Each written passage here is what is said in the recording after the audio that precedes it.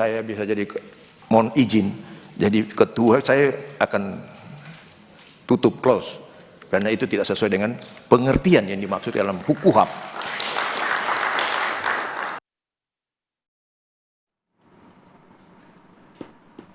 Iya, ini sangat-sangat ramai diperbincangkan karena rencananya OTT akan dihapus. Kemudian ada sejumlah dari permintaan dari anggota DPR juga yang menyatakan bahwa harus ada konferensi pers secara resmi, wartawan tidak usah doorstop lagi. Tersangka jangan dipajang. Betul, tersangka nggak usah dipajang begitu ya.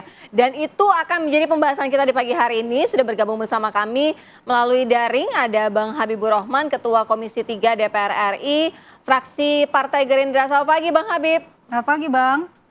Selamat pagi, Assalamualaikum. Waalaikumsalam warahmatullahi wabarakatuh. Biasanya Bang Habib lagi di studio nih, tapi lagi di dapil ya Bang ya. Kita juga ada Bang Boyamin Saiman, Ketua MAKI. Selamat pagi Bang. Pagi, Assalamualaikum. Waalaikumsalam. Kita terlebih dahulu menuju ke Bang Habib. Bang Habib, ini sebenarnya apa yang menjadi alasan ataupun dasar bahwa ada sejumlah permintaan seperti tersangkanya tidak usah dimunculkan, kemudian ada rencana OTT juga dihilangkan, kemudian juga ada permintaan supaya wartawan gak usah doorstop deh, tapi konferensi pers secara resmi. Ya, jadi teman-teman juga harus mengedukasi masyarakat ya tentang bagaimana menyiarkan suatu peristiwa secara tepat ya. Jadi kalau ditanyakan kepada sebagai Ketua Komisi 3, sebagai pengatur lalu lintas pembicaraan pada proses fit and proper kemarin, tidak tepat pertanyaan-pertanyaan tersebut. Misalnya soal tersangka tidak usah dipajang, kemudian soal tidak adanya OTT, itu kan percakapan orang per orang yang ada di situ. Jadi saya nggak bisa mewakili mereka. Saya hanya bisa menjawab kalau ditanya terkait soal doorstop. Nah, doorstop ini kan kita paham banget ya. Ketika seseorang penegak hukum memberikan keterangan, menurut saya haruslah dalam forum yang resmi, ya, dalam forum yang benar-benar siap untuk menjelaskan. Bahannya ada, datanya ada, pemahamannya jelas. Jadi kalau di doorstop, saya juga biasa di doorstop, kebanyakan tidak siap dan tidak ngeh secara terang dan jelas apa yang ditanyakan.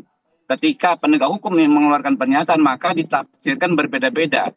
Jangankan oleh masyarakat, satu media dengan media lainnya saja berbeda-beda. Nah, pendapat hukum, ya, keterangan terkait persoalan hukum, itu haruslah mempunyai bobot, ya, kejelasan yang yang jelas gitu loh. Artinya apa? Karena itu membawa dampak, ya. Keterangan terkait masalah hukum akan membawa dampak hukum kepada siapapun, terutama orang-orang yang terkait di dalam persoalan tersebut. Sehingga ya justru saya sangat menghormati profesi wartawan karena keterangan terkait perkara haruslah dinyatakan dalam forum yang resmi, ya, forum yang terukur dengan jelas gitu.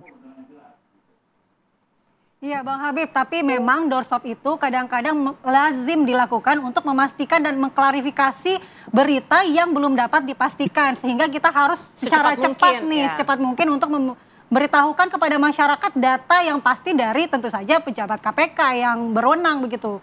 Nah kalau menunggu adanya konferensi pers itu butuh waktu yang lama mungkin untuk menyiapkannya Bang. Makanya harus diadakan konferensi pers yang resmi ya. Karena kadang-kadang juga apa yang ditanyakan dijawab juga dengan tidak jelas gitu kan. Jadi justru tidak sesuai dengan tujuan kawan-kawan memberitakan, mengkonfirmasi justru tidak terkonfirmasi, mencari kejelasan justru tidak jelas kalau dengan doorstop.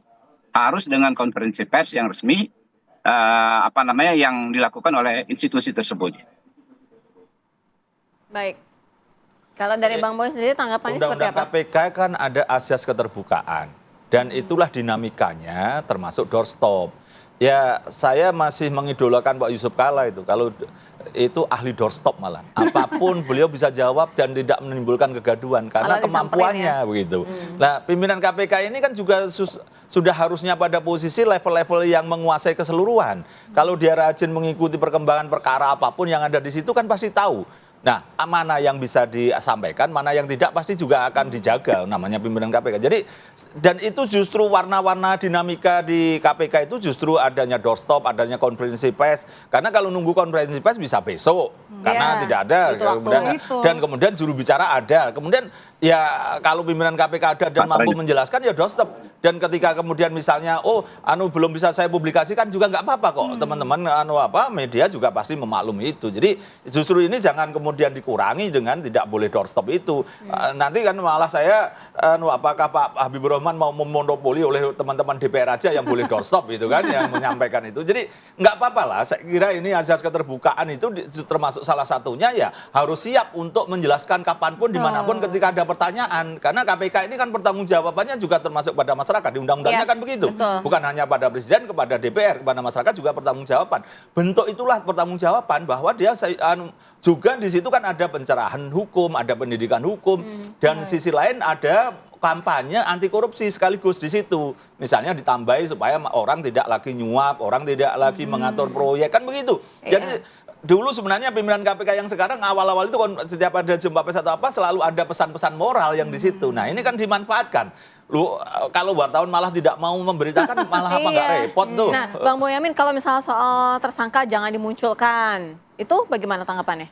Iya, itu kan soal strategi teknis saja lah. Mungkin bisa jadi kayak Kejaksaan Agung ditampilkan ketika dibawa dari luar ke dalam, asalnya dari dalam dibawa ke tahanan. Ya bolehlah begitu.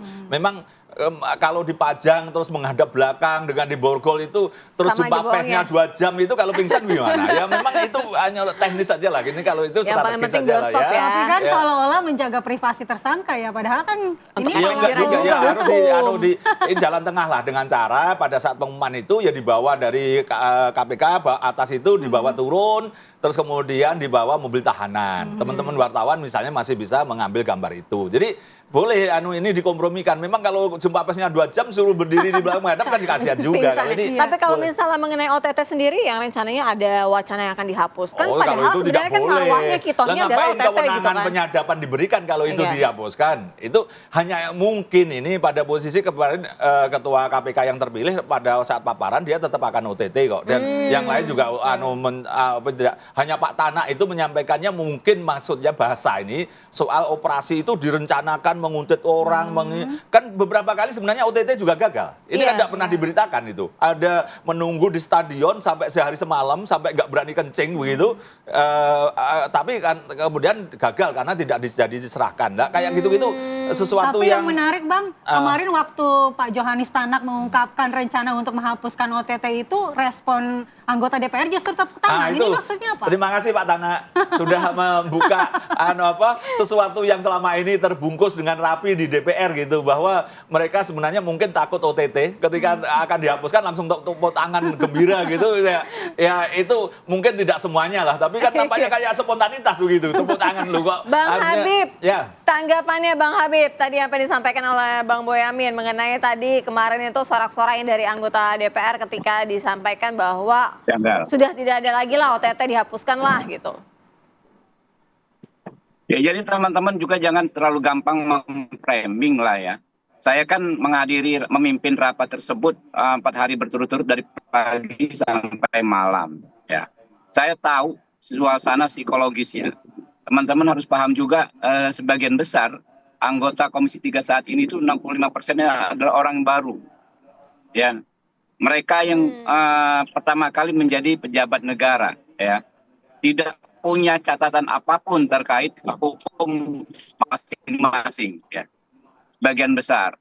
Nah, suasana yang terjadi, Pak Tanak ini kan seorang ahli hukum, selain sebagai mantan jaksa, ya, beliau menjelaskan dengan detail berikut dasar-dasar hukumnya, ya, persoalan-persoalan yang ditanyakan oleh anggota Komisi 3 DPR RI.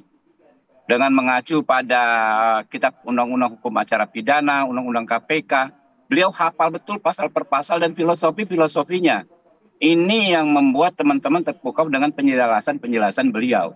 Sehingga ketika ada penjelasan yang masuk akal, ya, termasuk soal kritisi beliau terkait OTT yang disperindikan dan lain sebagainya, teman-teman mengapresiasi. Bukan hanya pada Pak Tanak, coba teman-teman ikuti lah.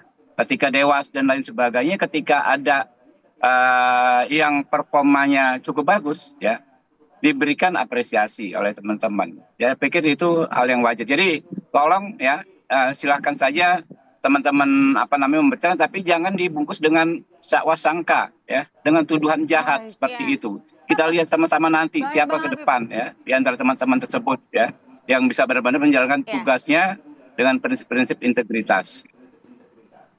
Ya Bang Habib, tapi kita ingin tahu kalau Bang Habib sendiri tanggapannya untuk dihilangkannya OTT ini seperti apa. Tapi tahan dulu jawabannya Bang Habib, kita akan jeda dulu, nanti kita akan kembali lagi di Apa Manusia Enggak juga, enggak begitu juga. Pak Tanah enggak ngomong